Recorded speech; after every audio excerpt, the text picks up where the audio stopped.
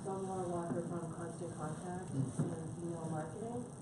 So I can describe some of the things that we're doing. That's me. Yeah. I come from Nashua. Oh, okay. Okay, work. So we're what we're in the process of doing a lot of major feature launches. So this is kind of helpful, and one way it's helpful to know is we're kind of on the right track. Yeah. But features are a little tricky because even if we put them out into different channels and different acquisition channels, you can't really isolate the success of things to that particular thing. So what we'll try to do is if we're launching something as an acquisition play, and we might do some search terms on it with landing pages, and that will tell us, you know, the interest level, what the clicks are. We do a customer program, we'll do some email marketing, social, all kinds of other channels, and just see where people are clicking and engaging. But I would say product engagement, the product usage is the biggest thing that we would be measuring on that some of the newer things. So we try to measure all the way through the funnel, from the top all the way through retention. A lot of it's because these are pretty significant things that we're launching, like very competitive things. So we'll do our best to try to do it from top to bottom. But at the end of the day, it's going to be engagement and retention with those features. And if we have like a specific offer that we're going out with, like a brand new product, it's a little different, and it's, you know, you can clearly measure that revenue, upsell, all those things that we're showing. So we do have measurements, and we can kind of get at that data. I guess it depends on your system too, of how you can capture, whether you can capture that data or not. And we happen to be able to do that. So that's kind of how we go about it. Yeah. Do you have like a good sense, and I ask this recognizing we don't have an answer to this, but like which usage ties best with retention? Are there certain parts of the platform? Like are people thinking about usage, you know, as long as they can get repeat behavior on this part of the platform, then people are going to stick around? Our theory is if they go into the product and they're sending an email, they're actually doing something, they've uploaded content, because it's a very sticky type of product to begin with. So, you know, we tend to, if we can get to that place, then we can measure activities within a week, and so we say, okay, we need to be meaningful. So with us, like you have to create a card, or you have to update one, or add attachments. Exactly. Same thing. Yeah. Exactly. Folks thinking about product usage or something similar. There's no wrong answers because there are no answers yet for this thing. My name is Chris Pope. I work for a company called Crayon of Boston that does competitive market intelligence. So take a step further, we look at competitive win rates in addition to that. There's two reasons for that. The first is win rates are great to see if your content's reaching the right audiences and if it's sticking with those audiences, but it's also important to know if your competitors' content is sticking more or how your messaging stacks up against your competitors. So we take win-loss ratio sort of a couple steps further to look a little bit deeper at that.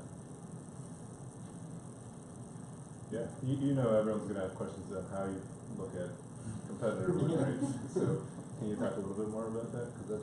Yeah, so our platform won't specifically look at competitor win rates, but we'll look at, say, we're in a deal with competitor X. We'll look at what sort of content. Most of the companies in our space are really small, so they have very little content, and very few people have even seen competitive platforms in the past.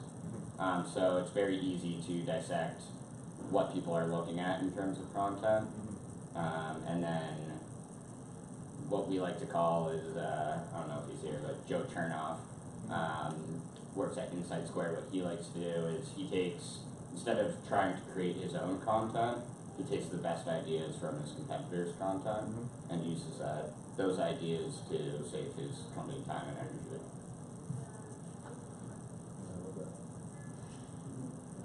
Source the editorial thinking. Build on that point, because a lot of times you do want to look at your competitors' content just because that's where your customers are going to be looking as well. So you want to be able to rebut what they're saying. So from that perspective, how can I counter what they're saying and position my product strengths versus theirs, and clarify the differentiators. Yeah. That's great.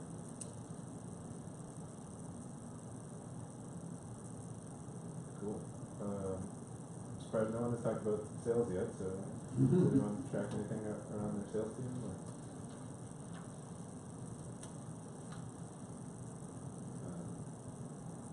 We have a product called Knowledge Tree. If anybody knows that or uses that product, Knowledge Tree is basically a tool that integrates with Salesforce. It allows us to upload all of our content in there, and it sort of serves up that content in context based on the stage of a or a particular type of prospect or lead in the funnel. And so we can measure how much, and then that tool also allows sales to track from the customers who's opening it and what they're doing. So it provides value to the sales team as well. So for marketing, we measure shares based on their content through that as well. But that's kind of a work in progress too, trying to build adoption of Knowledge Tree. It's pretty intuitive, it's nice. It's one of the tools in our Salesforce that's been adopted more regularly, but it's still a challenge for us to drive more usage and remind people. They're always asking for content naturally. We always have to remind them it's already there, Knowledge Tree in Salesforce. Just keep pushing that as well, because that's the tool. And that lets, so we've, previous companies that worked with,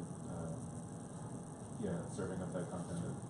We built out like we have internal landing pages for sales by the industry, so we like just try to give them like any kind of way to organize the content. But you figured a way to do that right in Salesforce. Yeah, it's definitely a good concept. I think we're just not seeing as much views from it. It's like in the hundreds of views per month for a piece of content. It's not incredibly compelling. For hundreds of shares. How big is NetBrain? NetBrain by employee size are about 350 employees.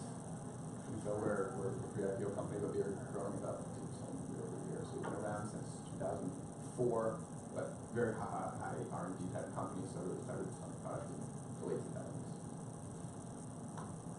I'd be interested in everybody's perspective on this. I've gotten feedback from sales. Give us 10 pieces of content, but give us the right 10 pieces, keep them up to date, and make them really, really good. Because they can't keep track. You can give them hundreds of pieces of content, and those will come to you because that's not their job. Their job isn't to track everything marketing is producing. Their job is to track all their customers. They've got a lot of accounts. They've got to stay on top of, respond to customer questions, just keep the sales process moving along. So just interested in thoughts about that.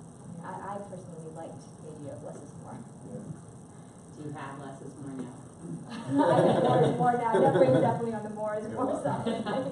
But the product is very much like a Swiss Army knife, so it's a platform for network automation. You can automate so many things. It's hard to say that it's one thing. So we pull all these different use cases and build content for each of them. I'll just say like, no, I've talked too much. It just reminds me of something. So I work at SmartFair, which is a software quality, they build software quality tools for Buzz and QA.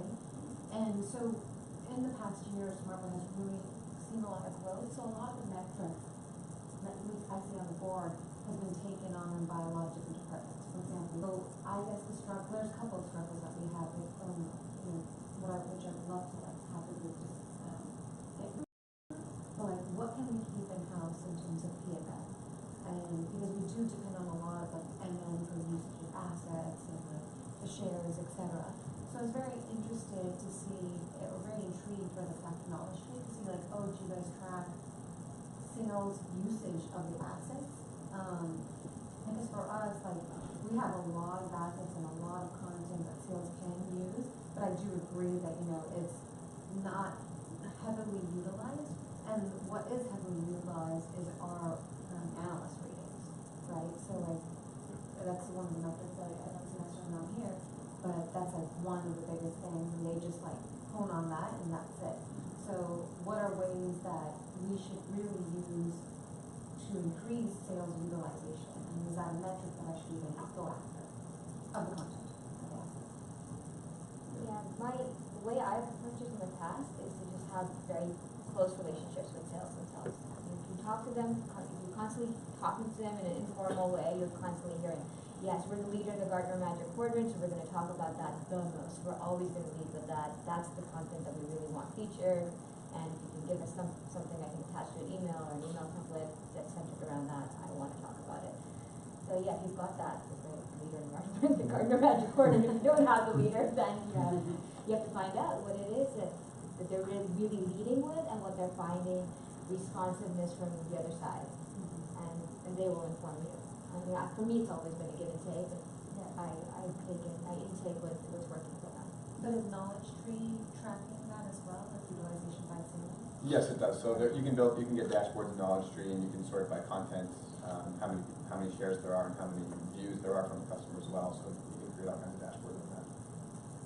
And then you can influence, yeah, so we just built this great piece of content, but it's not getting used. Maybe we need to do an enablement session on this, or just remind people in email or something that this exists and how it can be used. Yeah, but you also bring up a great point that, like, I don't think these metrics have to be just to the PMM team. I don't, product usage, I would argue, of course, like a SaaS software company, product usage should be everyone's metric. So you just have to think about what are you doing and what activities can you point to that are helping kind of bolster that. So I think it's okay I think it's great actually if multiple people in customer happiness or if multiple people are in revenue. So I feel like everyone's in revenue. So I think it's just thinking about like what I think it's more, first is being very conscious of those metrics, and if you're not tied to them, figuring out ways that you can start aligning yourself with those, because otherwise it's really hard to point to your activities and then dot results of where, I think that's what we're trying to figure out, like as a function. How do you connect those up? That's where for us, we're trying to measure usage very, very heavily, but not necessarily by customers, but by free users, like in the trial environments, and then they're going to syndicate. Yeah, same here. Yeah. And you bring up a good point though, when I was talking about product usage, I mean, the product manager has to make sure the experience works. That's really their job, but my job, my team's job is making sure they get there.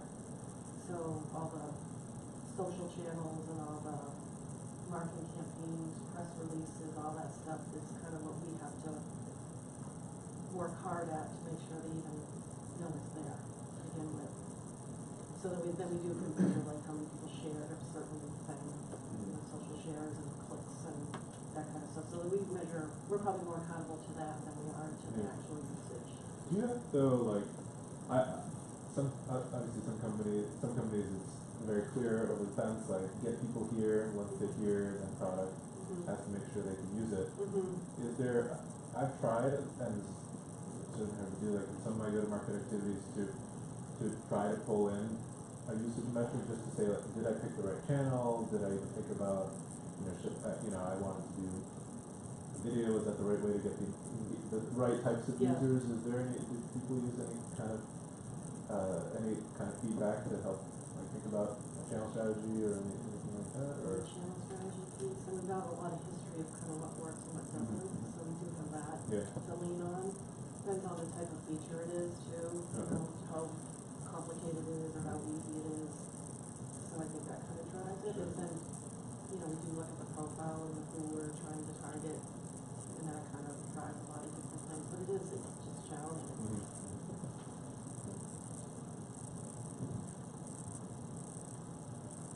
On the go back to the less is more piece, just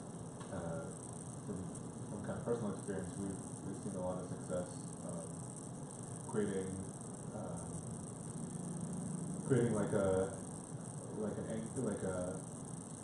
there's like some people describe a hub and spoke content strategy. So you have a hub piece, like you have an ebook that's long and you did a lot of work around it, and then building a spoke editorial strategy around it. So you have like what are the series of activities throughout the year that you can use to drive back to that? Because I would agree with you that if you create one asset and then promote it one time, like that's not the best use of your effort. So can you like drive back to that? Can you subdivide it? Like especially in smaller companies, that's the thing I see a lot of, like taking an ebook and then repurposing it 50 times into small blog posts to then drive people back into that. Folks have experience with that? Or? I also think from a sales enablement perspective, I think it's important to create that piece of content, but unless you're following up and telling sales exactly why that piece of content is important and exactly when that piece of content should be used, then I think it's very easy for sales to just sort of glaze over it or forget it exists, especially as an organization grows and you continue to create content. I think from a sales perspective, every salesperson has built out sort of their sales playbook. They probably have 3 to 5 pieces of content that they really use on a continuous and regular basis. And so as you're introducing new content, I think it's really important to sell that content to the sales team, like why is this content important? And I think that sort of drives more interaction with it. You always have to earn a spot in that 4 or 5 pieces of content for every sales. Mm-hmm. What about this side of the table? Everyone's very quiet. You want to add anything, or? Yeah, I mean, John Osborne with Rocket Software, so we're under pressure from our CMO to come up with metrics for the team this year, which is just totally understandable.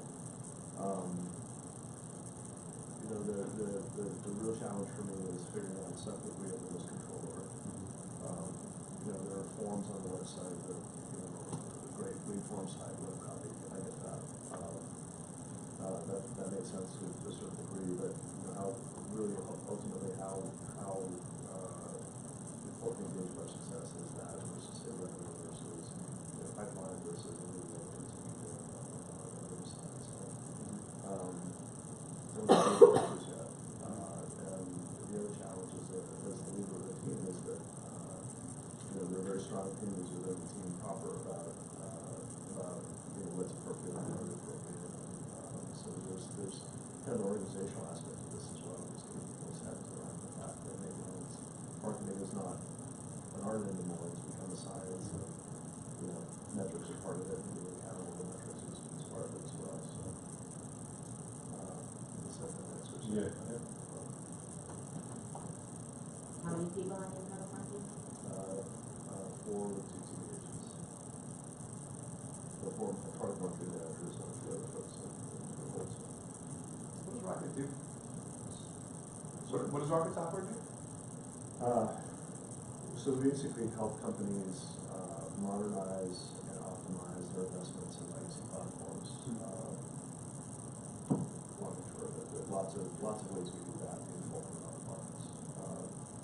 But it really comes down to how do we help banks and insurance companies on what's using mainframe and IBMI and other important platforms as we're running the business on these platforms by and large.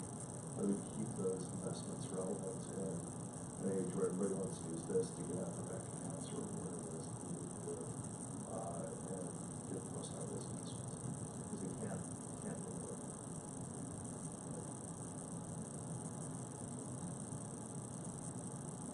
Awesome.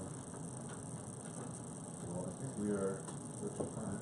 Yeah. Folks, any parting thoughts, or I think this will be a topic of much conversation. I think a lot of these sessions will be leading to further conversation, so I appreciate everyone's feedback. I think we just have to continue to share what's working for folks, and we'll figure this one out. This is probably the year that's still most in flux, so hopefully you got a few different ideas. Appreciate everyone's participation. Thank you very much.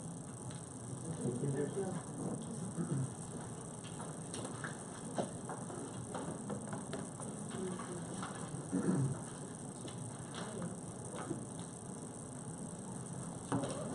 Yeah.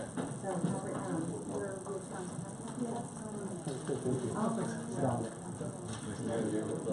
Oh, cool. How do you guys? So this is good. It's good that we were here. In case you're interested, I'd love to tell you more about Crown. Sure, definitely.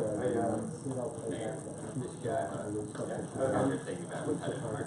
We are, yeah, and the reason why I thought it was interesting is I actually normalized sales inquiries. Last night I got my competitor, I think it's interesting, because we have a product which is pretty well distributed, but Yeah, there's still a lot of I know. At the time, we had 5-person startups, and looking at what they're doing for content strategy. Awesome. Do you have a basic? I didn't bring mine, but Okay. so One I'll reach send out it content, if so you we want. do SaaS pricing. Okay. And one guy does SaaS pricing. Nice meeting you. So for Yeah. 2 years, we've been driving people back to that. Subdividing. Meet at the end. The other awesome. so we you just did one for remote work. So So how about- series of small suggestions on I won't do this communication and managers and software and all the stuff. So I think Cool, okay, sounds good, we'll meet at 2. good success.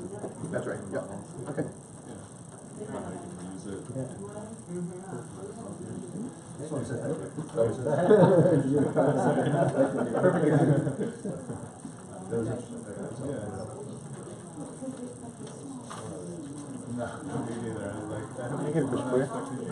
Sure. So you're setting all these up, right? Yeah. So how do you like them? The onboard audio on this is awful. Yeah, I've heard that. Like absolutely awful. I But would- it's kind of okay. Yeah. It's interesting when you do like a customer testimonial and how it'll track people Yeah. on video. Been kind of trying to flirt with the idea of we need to do a lot more customer testimonials, video customer testimonials here. And I've been flirting with the idea of doing some of these at like our conferences and stuff like Yep. that. Super easy to set up. Yeah. Still, but Like kind the big selling point on it is supposed to be like that you can live stream everything. all right. So like this is broadcasting on YouTube right now. Okay. But like unless you have an external mic, like you just hear this like sizzle crackle. Oh really? How close do you have to be to get good audio? You need to have an external mic. Oh, okay. Like a lavalier. Yeah, and the company's like, oh yeah, that's normal. It's just electrical noise, but it's like super prominent. Really? But like we've used it for a couple other things that have put external audio into it. Yeah. And it works better that way.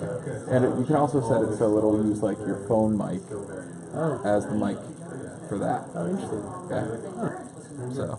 They're pretty reasonable cost. Do you guys pay for the cloud storage? No. No, you just push everything to YouTube. Yep. Straight. So we're still learning about it. How long have you been using it? We got it back in November, I think. Oh, okay. But we haven't used it a ton. Like every couple of events, I bring it out, Yeah. and play with it. Pretty cool, They're relatively cheap, Yeah. Relatively. Yeah, our CEO like saw like a Facebook ad for it, and he's like, "We need this." Yeah, yeah, I'm yeah. like, okay, you want to buy me toys? I know, right? I was thinking the same I thing. brought it like live streamed my friends' shows. That's cool. Hey, I'm Dominic. Mike. Mike, nice to meet you. So I run all of the software development events for Mass TLC. Oh, okay, cool. So I'm also our director of technology, which is why I get to play There with you go. toys. I love those kind of opportunities. Yeah. Get all kinds of cool toys. Get a bu- Nice meeting you. Nice meeting you.